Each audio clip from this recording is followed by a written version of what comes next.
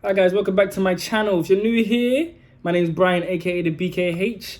2 weeks ago, the head of Instagram, Adam Masori, took to IGTV to explain, and this was the headline that everybody's running with: Instagram is no longer a photo sharing app. And that is very, very interesting news, but it's not news because it's not new, right? If you didn't know, Instagram has been focusing on video for a couple years now. They've had stories, they've had IGTV, they've had live, they've had video in the feed, and now they've got Reel. So that's like 5 video features on Instagram already. So if you didn't know it was not a image app, photo sharing app, then you've probably been quite delusional for some time. Yeah, you've been asleep at the wheel, you haven't noticed. Right, so let's get into the video and let's kind of break down what was said, and let's see if we can just kind of annotate it and get, find out where Instagram is going and where Instagram wants you to go, I guess. So let's get into it. Hey everyone, I thought it would be good to start sharing more about what we're currently working on internally at Instagram, just to give you a sense of what's coming before it comes. So that is funny in itself, that first sentence.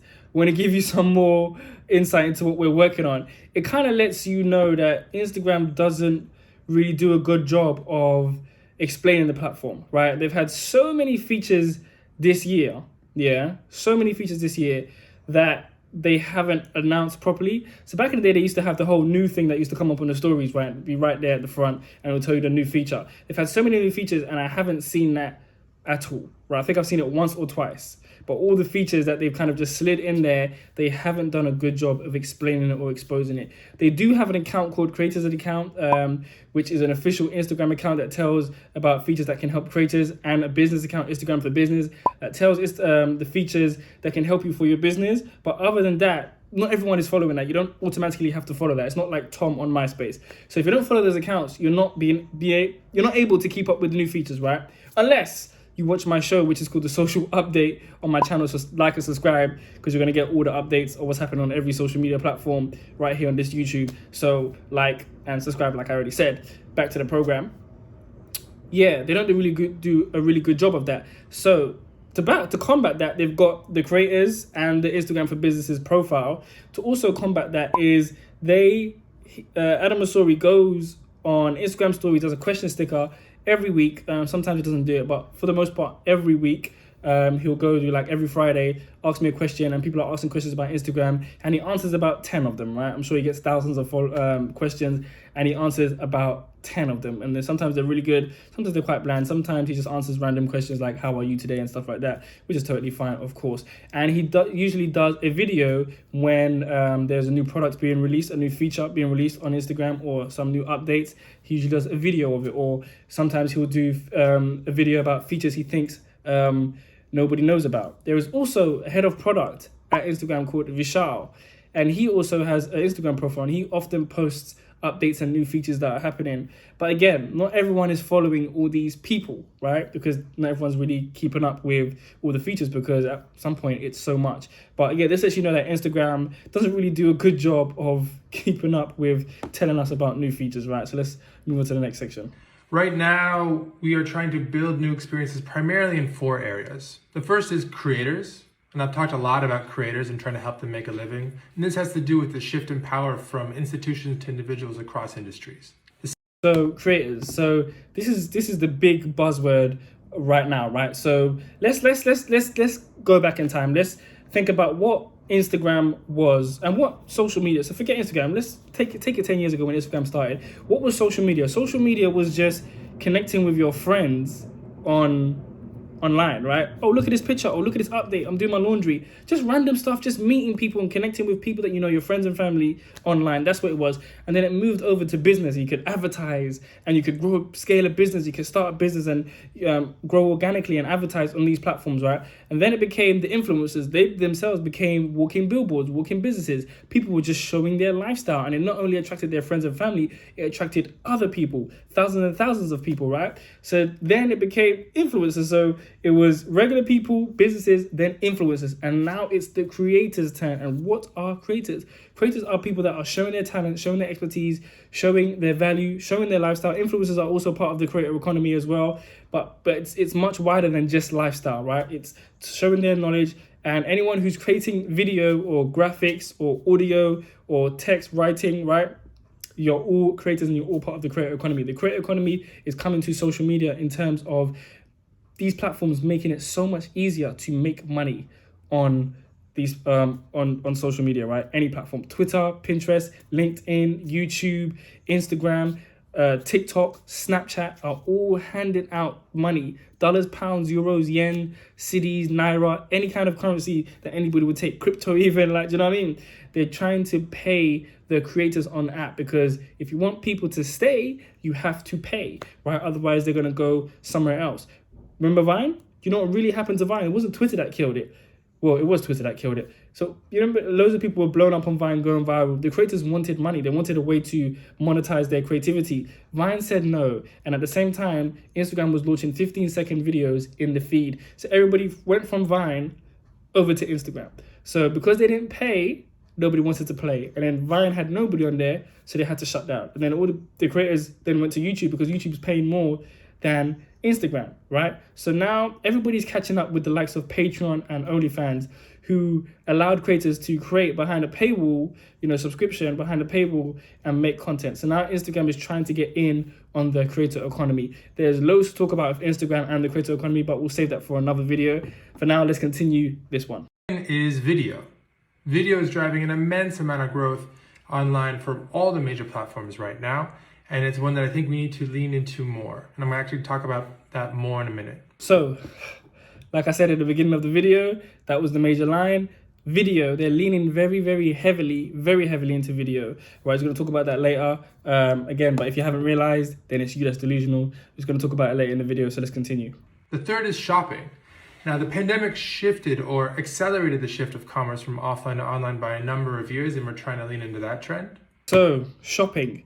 This is huge. So Instagram is one of the platforms. So there's Facebook, I'd say Instagram and Snapchat that are leaning very heavily into shopping. Snapchat is way ahead of the curve in terms of social shopping and technology. Like, they've got a new camera called Scan, and you can literally scan me and take a picture of this t-shirt, and it will show you options where to get this t-shirt from. I think this t-shirt's from ASOS, anybody can get it. It might even pop up, right? They're also allowing you to scan pictures that you've already taken, screenshots that you've already taken, or pictures of your friends that you've already taken that are in your camera roll, and it will give you options of where to buy the clothes in that picture. And this is really good technology. I know Instagram is currently working on copying that feature, like they always do from Snapchat, right? Is what it is. Facebook, you can set up a shop on Facebook, link it to your Shopify, etc. And Instagram also has that feature. I know Twitter are working on some ways that you may be able to shop in the platform as well. TikTok is also testing ways to shop inside the platform. For instance, on live, you can shop live on Facebook, shop live on Instagram. TikTok did a test a couple months ago with Walmart where you could buy something that was seen in the live. So all these platforms are heavily focusing on shopping. Pinterest also has shopping features and transacting, because a lot of people are spending a lot of their time on social media, right? It only makes sense if you can transact with things that you are naturally seeing on social media. So shopping, or what I call S-commerce, if you ever hear that, it was from me. S-commerce is coming very fast, right? Let's continue with the video. And the fourth is messaging.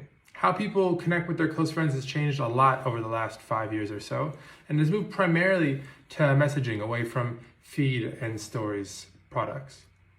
Messaging.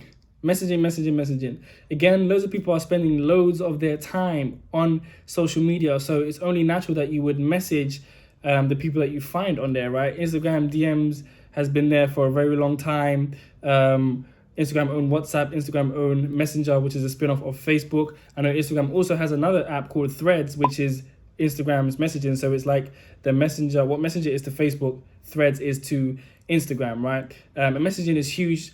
People are talking more privately than ever, right? Texting is a huge industry. Like billions of texts get sent every day. So they want to focus on messaging features. Instagram DM, the messaging features are really poor. I know they're working on kind of integrating it with WhatsApp and Messenger. That's another feature for another video. They announced it quite some months ago, and they're trying to make all these kind of seamless in terms of if somebody might text you on WhatsApp, you can answer it in Instagram. It's very confusing, very difficult to kind of grasp, because like, how would that work?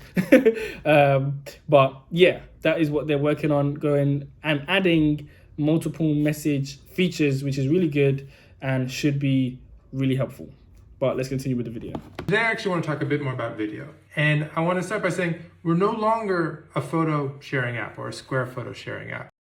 So there you have it. That is the headline. We're no longer a photo sharing app. And then he said, a Square photo sharing app, right? Now, I think he missed the word out there. He missed just. So this is obviously going to be taken out of context by a lot of people. Oh, does that mean Instagram doesn't care about photographers? Oh, we're not going to be able to upload photos? No, that's not what he said. Like, no. But I think it's because he didn't add the just.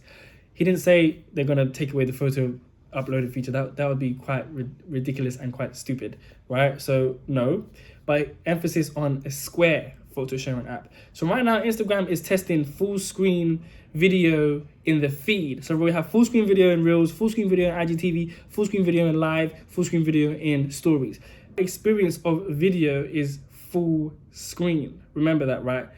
That's how video is viewed on mobile, right? We're no longer in the TV age or the laptop age or the YouTube age where it's like rectangle. No, we need it full screen, full mobile. That's how we view videos on mobile. That's how we would like to view them in the future. So they're testing that. When you scroll down, the video becomes full, right?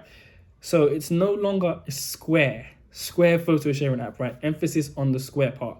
So let's continue with the video. The number one reason people say that they use Instagram in research is to be entertained. So people are looking to us for that. So actually this past week in our internal all hands, I shared a lot about what we're trying to do to lean into that trend, into entertainment and into video.